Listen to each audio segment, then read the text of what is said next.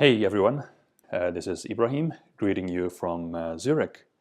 Before we start, actually, a lot of times when we go to a talk and we know the title or the speaker beforehand, we tend to arrive with preconceived thoughts or even some judgments. So I'd like to invite you to do whatever you need to do in order to arrive with a mind that is open and curious. Thank you for that.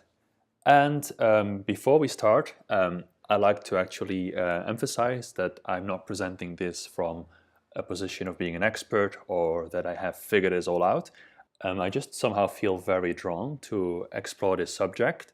And at the same time, I also sense there is a lot of unexplored potential there, especially given these very interesting times of shift that we are going through as an organization.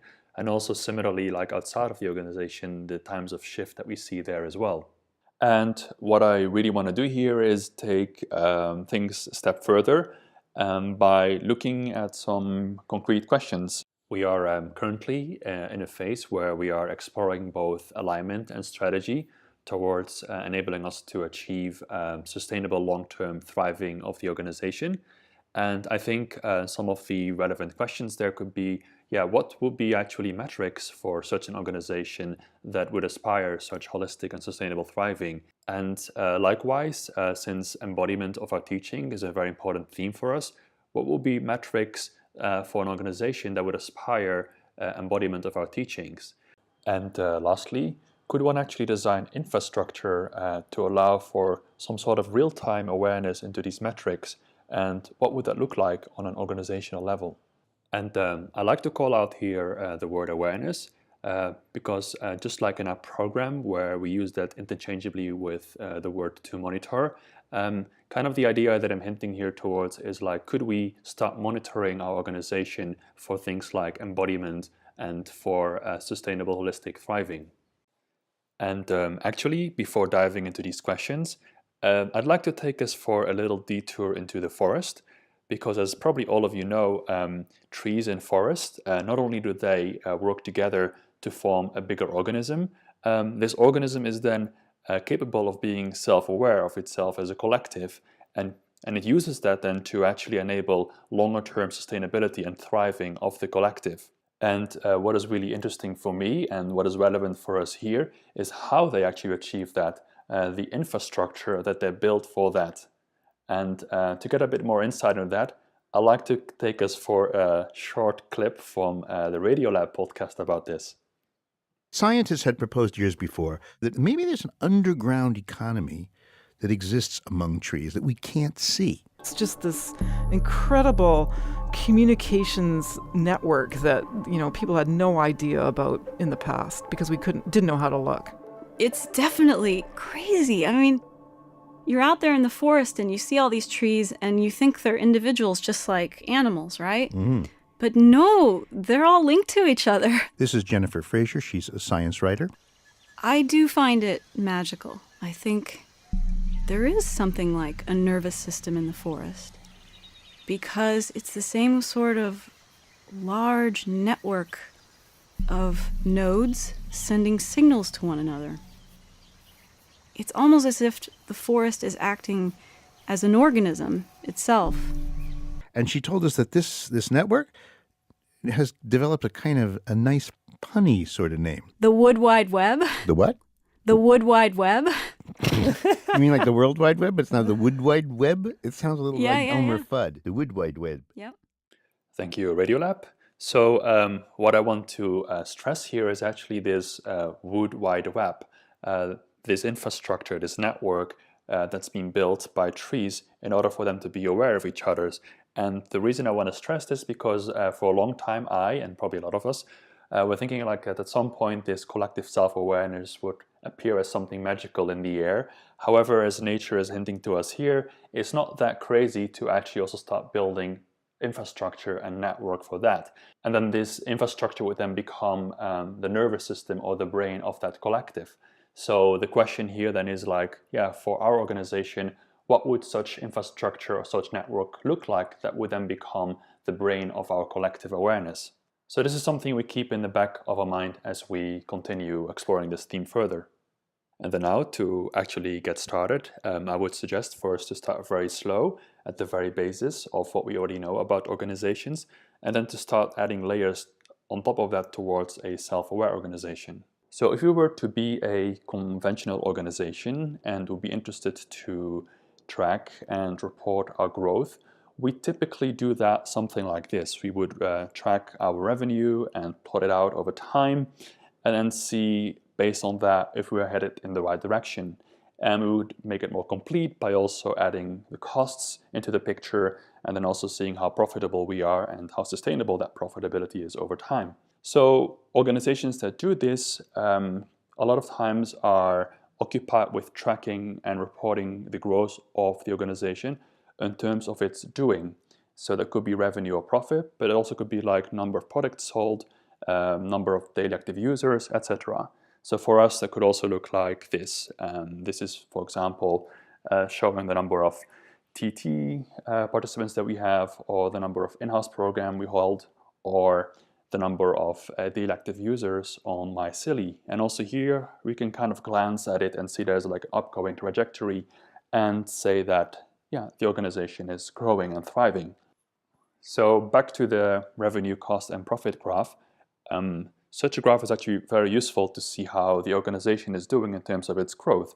For example, we can see here that we started the year with costs higher than revenue, and as a result we were unprofitable, but then we managed to gradually increase our revenue, while at the same time also decreasing our costs. And then already halfway the year, we have achieved an upward trajectory for the revenue, a downward trajectory for the costs, and as a result, an upward trajectory for the profit. So this would be a good indication that the company is headed in the right direction. And so I believe that the board of the organization will be happy to see this, and likewise the stakeholders will be happy.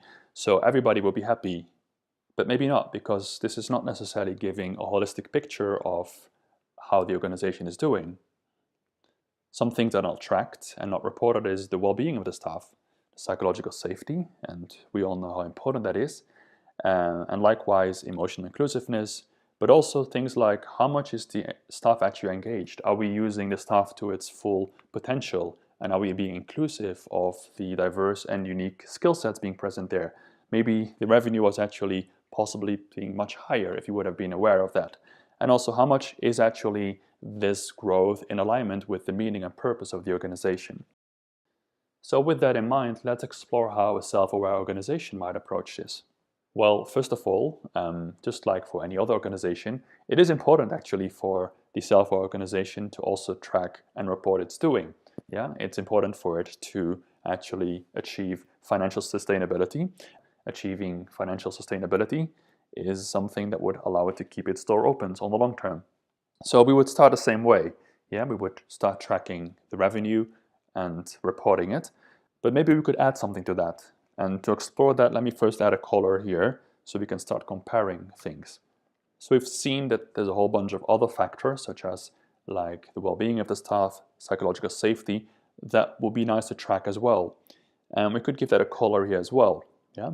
So the question would then be is what, but also how, would we actually measure all of that? And yeah, before I share some of my ideas, I think it's interesting to look at our friends in Bhutan, how they came to a similar realization when they decided to measure both their GDP and what they call the Gross National Happiness Index. So we could do something like that. But I think it's more interesting for us to go back to our program and see if we can actually take something from there and embody that into the way we measure our growth. So this would take us, for example, to like, what is the emotional intelligence of an organization? And the interesting thing of that approach is that we know from our program actually that emotional intelligence is what enables things like happiness, performance, and leadership. So we can feel pretty good about that. But I actually would like to not limit it to emotional intelligence, because there's a lot more that we do in our program. So for now, I'd just like to call it the embodiment index. And that is for a moment just put aside of how we would actually define or measure it, and come back to that later. And let's just assume for now that it is a given. and that it would allow us to measure and report things as psychological safety, emotional inclusiveness, emotional well-being, alignment when it comes to engagement of the skill set of the staff, alignment on meaning, etc., etc. And I also would like to actually define it as a score between 100 and 0. And the reason I like to do that is because it allows us to compare and position our embodiment against revenue, as we can see here. So we can express our embodiment in terms of our revenue and vice versa.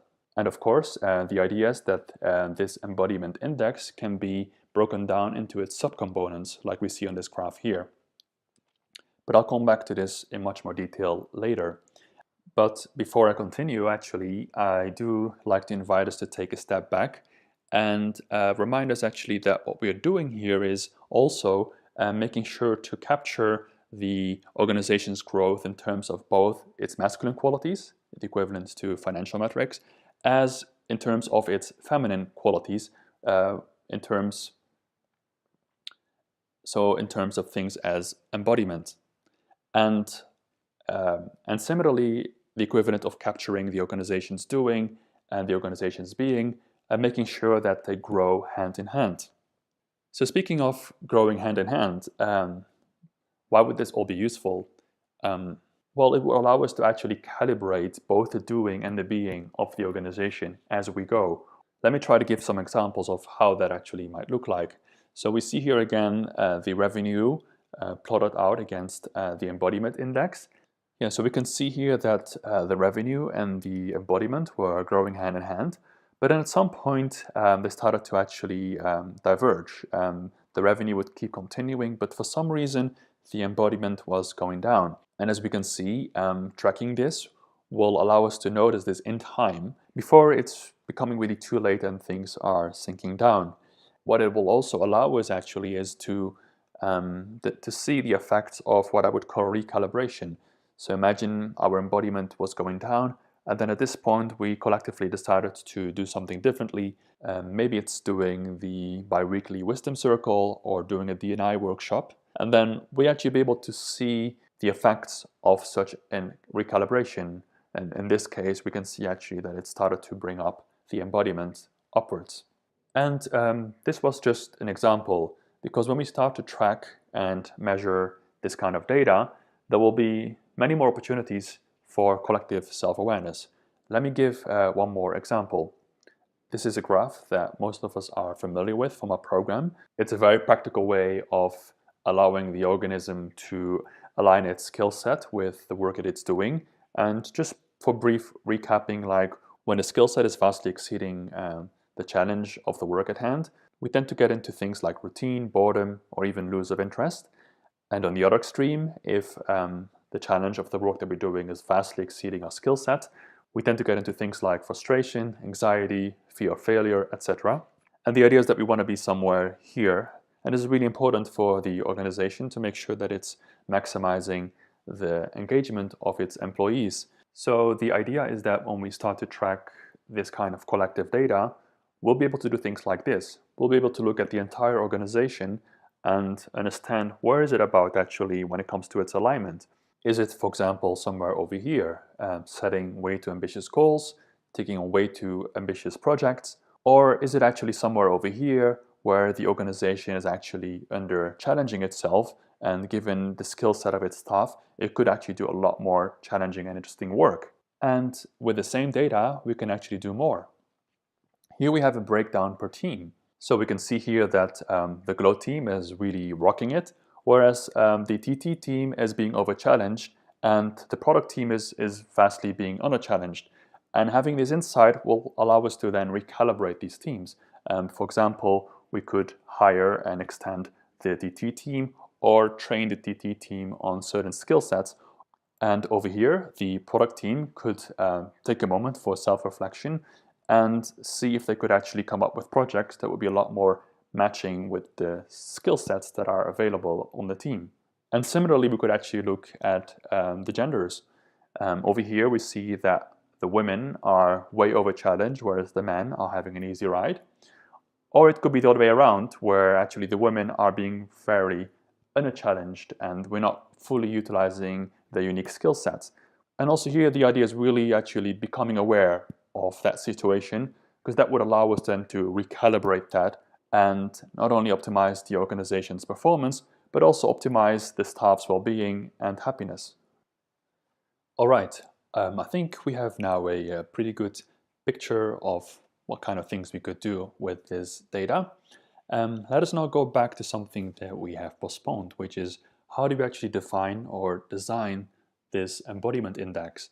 And I think we are somewhere halfway, so this is probably a good moment for yourself to take a small break, a few breaths or a little walk, and I'm pretty sure I'll still be there when you hit the resume button.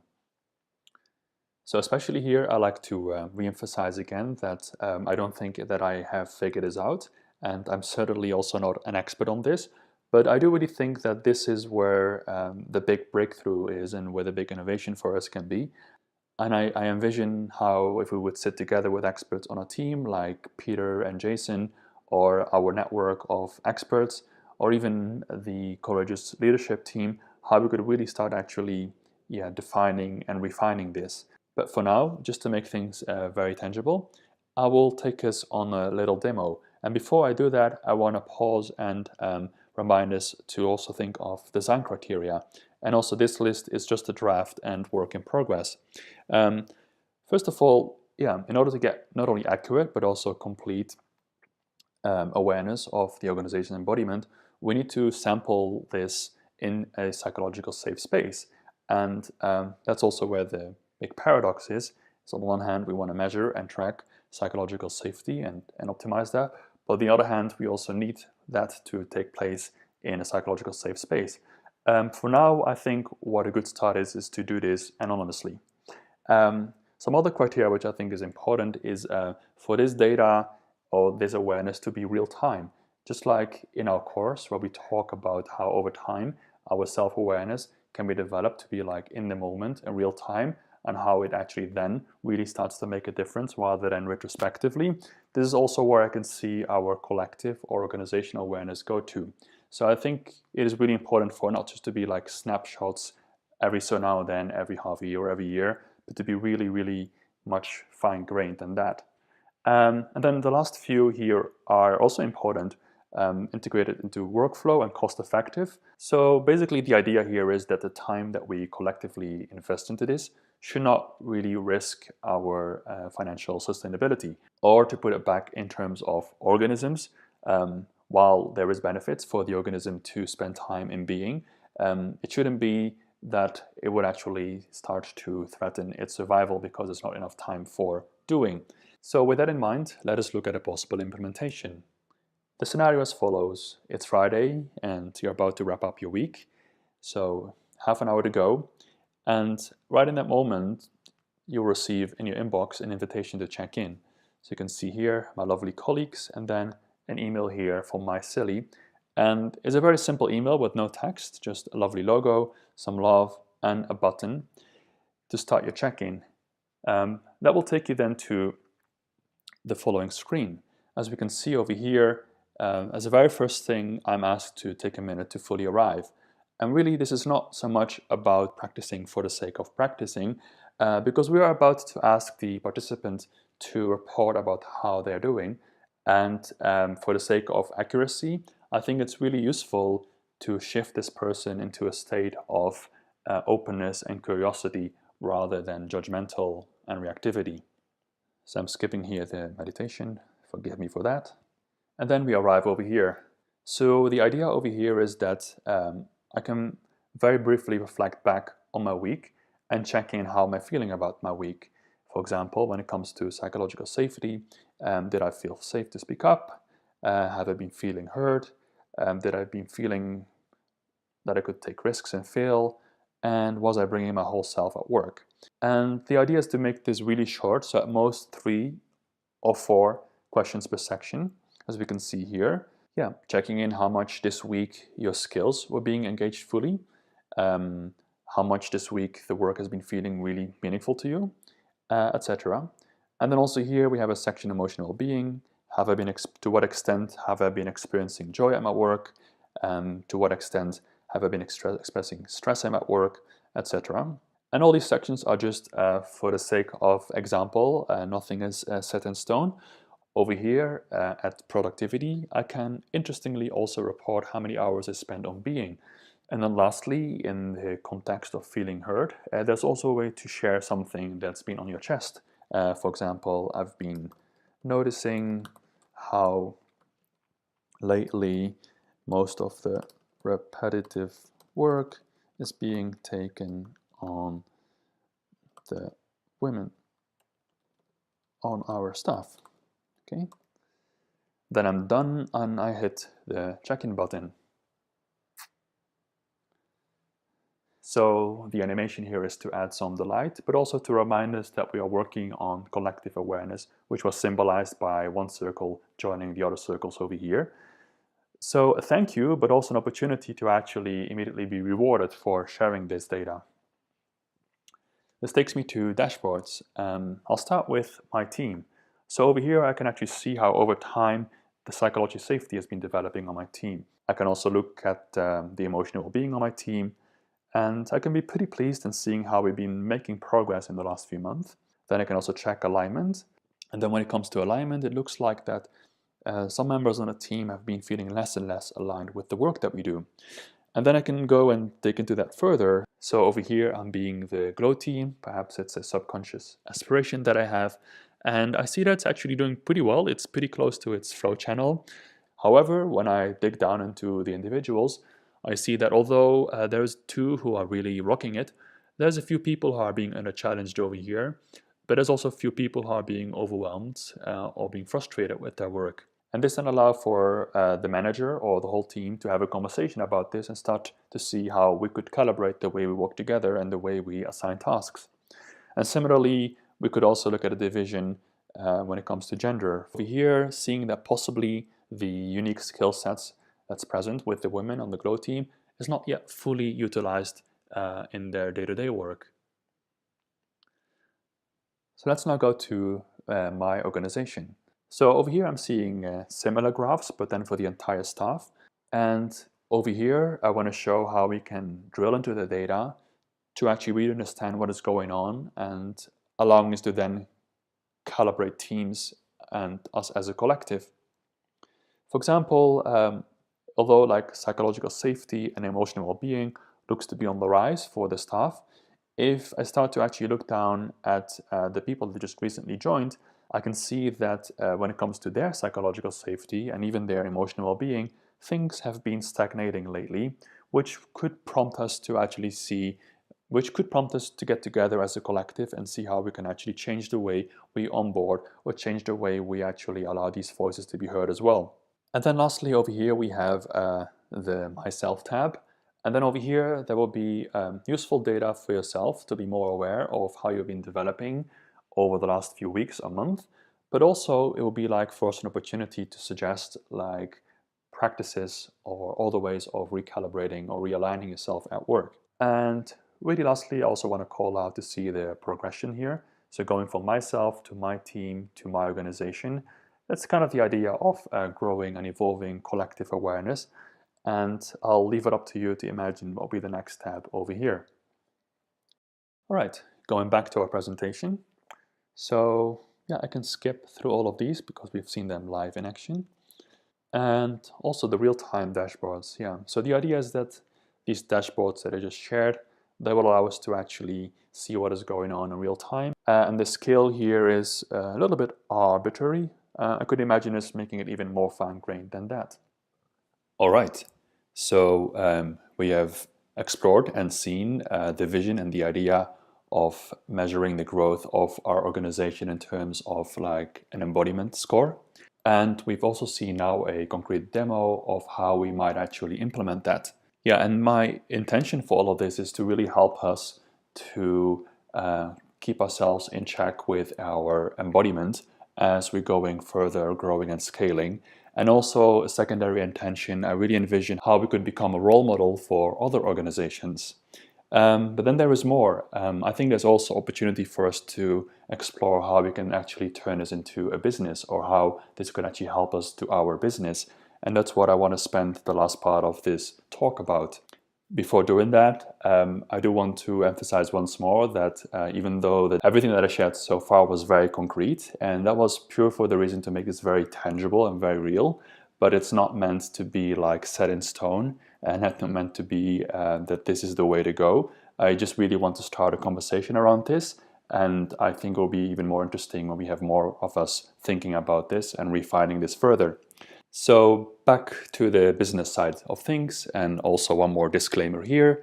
I am by far not an expert in this area, and also don't have all the insight when it comes to our organization and the way we do business. So forgive me if I make some simplifications here and there, but I'm just trying to help here. First of all, most of you are familiar with Project Aristotle, and I won't go into the details of that, but one of the outcomes there is that when teams invest in psychological safety, this would actually help them become more effective as teams. And it was shown for sales teams, for example, to also deliver more revenue. So before we talk about our business with other organizations, with our clients, so at the very baseline, actually investing in this effort will help us also invest into our revenue. But there is more. In our review of the last year, some of you came with this very lovely metaphor of how we actually shifted our attention and awareness from the moon that we were heading for to the spaceship itself, like the organization and the well-being of the organization. And I think this applies to all organizations. Like any organization out there is primarily concerned with the moon or whatever goal or destinations they had it for. And a lot of times they get so lost into that, like we did, that we forget about the actual spaceship. And I think it's one of the things we do out there in the world. We help other organizations optimize their spaceships so that they can actually get to their moon and other destinations. And so what I've been proposing so far, I see it as actually enabling us to help our clients to monitor the spaceships.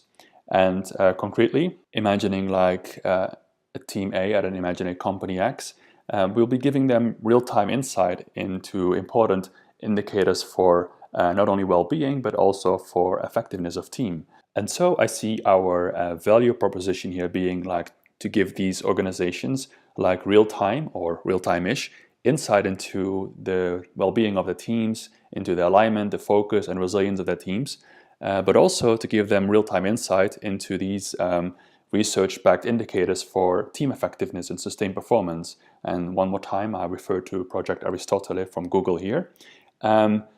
And I could envision us doing that with a B2B licensing model for these organizations. And I could see us gradually grow into an industry leader for monitoring of collective emotional intelligence for teams.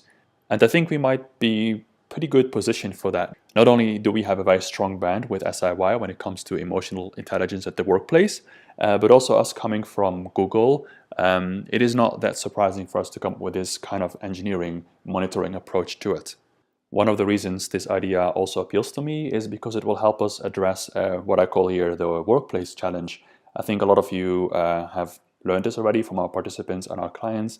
One of the biggest challenges for them is once they went through SIY, they go back to their teams, and then it's really, really difficult for them to actually keep that alive because everyone around them is not in tune or is not actually on the same level as what they have just learned in the program. And at the same time, and some of you will know that as well, there is teams that have reached out to us that want to actually collectively go SIY with the whole team. I have a few anecdotes of that I could share offline. So for these teams, we actually would give them some sort of an SIY branded package for what I call here like real-time monitoring, plus also customized calibrations, like how you can actually calibrate your team, for example, to achieve more psychological safety or to achieve more alignment, etc., etc. And at bigger organizations, we cannot expect all teams to go SIY, but I believe there will be a few teams who who want to do things differently for example, whose manager or a critical mass of the team are aware of these practices or are aware of studies like Project Aristotle and really want to use that to transform their way of working. And then they could reach out to us and we could actually help them and deploy this package to them. And I think one of the strengths of the potential of this tool is that it could allow us to have an even more customized approach in the way we work with our clients. As all of you know, each organization is different and has different needs and different areas of focus. And also within the organization, there will be like a variety of teams that each of them will have a different need. For example, one team wants to work on their focus and productivity, and the other team wants to work more on their well-being or on their psychological safety. And one of the strengths of this tool is that it allows us to actually customize for that. So if we are now going back to this Team A at this imaginary company X that we're trying to help, we would start helping them with their setup. And as you can see here, at the very basis, we have psychological safety, and this is immutable. So just like in our program, we also here, when we work with teams, want to set it as a foundation. And we may probably also want to educate the clients or the teams that we work with. And we can refer, for example, to Project Aristotle.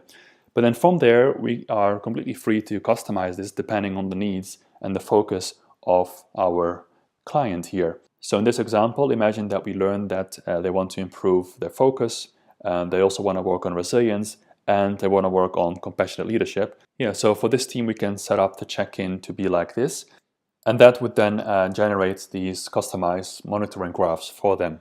And the team or the manager can receive notifications when the data is showing that the team is headed in a difficult direction, for example over here. And this could also be a point where it would trigger a notification on our side, and it will be a point where we would actually re-engage with them.